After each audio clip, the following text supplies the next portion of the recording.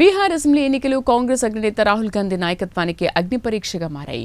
చాలా రోజుల నుంచి బీహార్ ఎన్నికలపై రాహుల్ గాంధీ ప్రత్యేక దృష్టి పెట్టారు. ఓట్ల చోరీ అంశంపై బీహార్లో ఏకంగా 16 రోజుల పాటు ఆయన పాదయాత్ర చేశారు. ఈ నేపథ్యంలో బీహార్లో గెలుపు కోసం కాంగ్రెస్ పార్టీ తీవ్రంగా శ్రమిస్తోంది.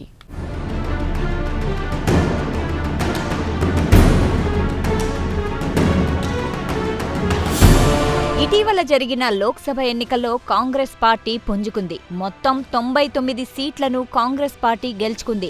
అంతేకాదు భారతీయ జనతా పార్టీ సొంతంగా ప్రభుత్వం ఏర్పాటు చేయకుండా కాంగ్రెస్ నాయకత్వంలోని ఇండియా కూటమి అడ్డుకోగలిగింది. దీంతో కేంద్రంలో ప్రభుత్వం ఏర్పాటు కోసం ఎన్డీఏ కూటమిలోని భాగస్వామ్య పక్షాలైన తెలుగుదేశం పార్టీ, అలాగే జనతాదళ్ యునైటెడ్ పార్టీలపై కమలం పార్టీ ఆధారపడాల్సిన అనివార్య పరిస్థితులు నెలకొన్నాయి. దీంతో అందరి దృష్టి కాంగ్రెస్ అధినేత రాహుల్ గాంధీపై పడింది.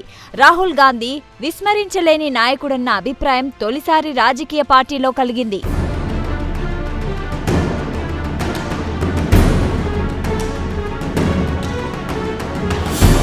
అయితే ఆ తర్వాత వరుసగా జరిగిన అనేక రాష్ట్రాల అసెంబ్లీ ఎన్నికల్లో కాంగ్రెస్ ఓటమి పాలైంది. ఇక్కడ ప్రధానంగా చెప్పుకోవాల్సింది హర్యానా గురించే. హర్యానాలో అప్పటికే 2 సార్లు బీజేపీ అధికారంలోకి వచ్చింది. వరుసగా 2 సార్లు అధికారంలో ఉండడంతో ప్రభుత్వ వ్యతిరేకత ఉండడం సర్వసాధారణం. అంతేకాదు హర్యానాలో కాంగ్రెస్ ప్రచార సభలకు ప్రజలు పెద్ద ఎత్తున తరలివచ్చారు. దీంతో హర్యానాలో బీజేపీ 3వ గెలుపునకు తాము బ్రేకులు వేయగలుగుతామని కాంగ్రెస్ పార్టీ భావించింది. అయితే కాంగ్రెస్ ఆశలు వమ్మయ్యాయి. హర్యానాలో బీజేపీ వరుసగా 3వ అధికారంలోకి వచ్చింది. లోక్సభ ఎన్నికల తర్వాత హర్యానాలోనే కాంగ్రెస్ కు తొలి దెబ్బ తగిలింది.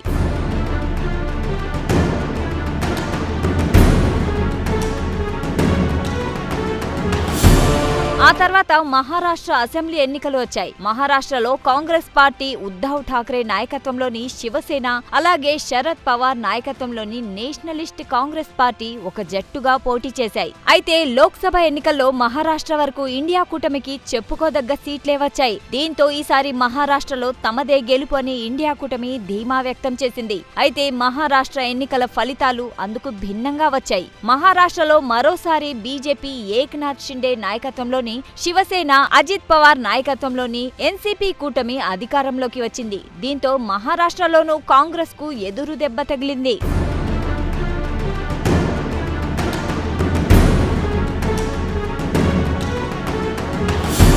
చివరగా ఢిల్లీ అసెంబ్లీ ఎన్నికల గురించి చెప్పుకోవాలి. అయితే ఢిల్లీ అసెంబ్లీ ఎన్నికల్లో గెలుస్తామన్న భ్రమలు కాంగ్రెస్ పార్టీకి లేవు. ఢిల్లీ ఎన్నికల్లో ఆమ్ ఆద్మీ పార్టీ ఎదిగాక కాంగ్రెస్ పలుకుబడి బాగా తగ్గింది. అనేక నియోజకవర్గాల్లో కాంగ్రెస్ పార్టీకి అభ్యర్థులు కూడా దొరకని పరిస్థితి నెలకొంది. దీంతో ప్రధాన పోటీ ఆప్, బీజేపీ మధ్యనే నెలకొంది. అయితే కాంగ్రెస్ కు కనీసం ఒక్క సీటు కూడా రాకపోవడం అందరినీ నివ్వెరపరిచింది.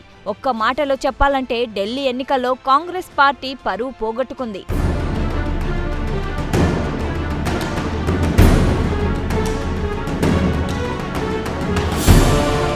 వరుస ఓటముల తర్వాత బీహార్ అసెంబ్లీ ఎన్నికలు వచ్చాయి. దీంతో బీహార్ ఎన్నికలపై రాహుల్ గాంధీ సర్వశక్తులు ఒడ్డుతున్నారు. బీహార్ ఎన్నికల నేపథ్యంలోనే ఓట్ల చోరీ అంశాన్ని రాహుల్ లేవనెత్తారు. ఓట్ల చోరీ అంశంలో కేంద్ర ఎన్నికల సంఘాన్ని దోషిగా నిలబెట్టే ప్రయత్నాలు చేశారు రాహుల్. అంతేకాదు ఈ విషయంలో రాహుల్ గాంధీ చాలా వరకు సక్సెస్ కూడా అయ్యారు. అంతేకాదు ఇదే అంశంపై బీహార్లో 16 రోజుల పాటు ఓటర్ అధికార్ యాత్ర చేశారు రాహుల్ గాంధీ.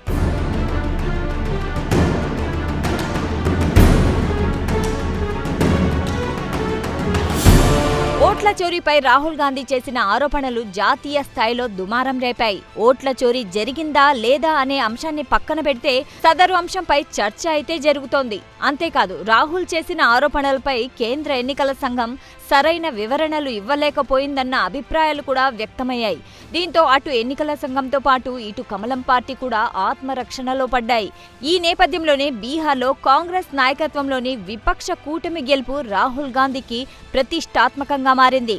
బీహార్లో కాంగ్రెస్ నాయకత్వంలోని ఇండియా కూటమి గెలవడం అంటూ జరిగితే ఓట్ల చోరీపై రాహుల్ గాంధీ చేసిన ఆరోపణలకు విశ్వసనీయత పెరుగుతుందనడంలో ఎటువంటి సందేహం లేదు.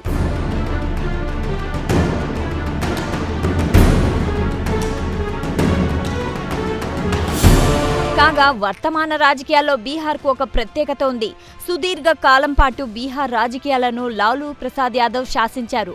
లాలూ తర్వాత జేడీయూ అగ్రనేత నితీష్ కుమార్ తెరపైకి వచ్చారు.